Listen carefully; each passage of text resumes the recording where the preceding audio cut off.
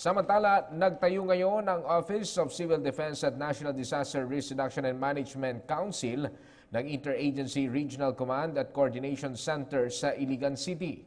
Ito ay upang mas mapabilis at maging sentralisado ang pamamahagi ng tulong sa mga pamilya na apektuhan ng matinding bakbakan ng militar at Maute Group sa Marawi City.